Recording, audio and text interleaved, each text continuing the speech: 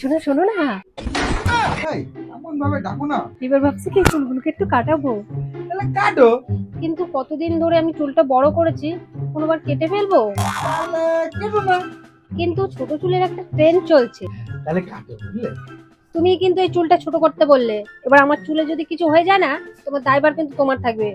তাহলে কেটো না। নাও, এবার আমি ডিসাইড করে ফেলেছি, চুলটা এবার আমি কেটেই ফেলবো। হ্যাঁ, তুমি কাটো। তাহলে নতুন হেয়ার স্টাইল করে যদি আমার চুলটা ভালো না লাগে, তাহলে কেটো না। অনেকদিন তো বড় চুলই রাখলাম, এবার না একটু ছোটই করি। তাহলে কাটো। তাহলে আমাকে আবার জোকারের মতো লাগবে না তো?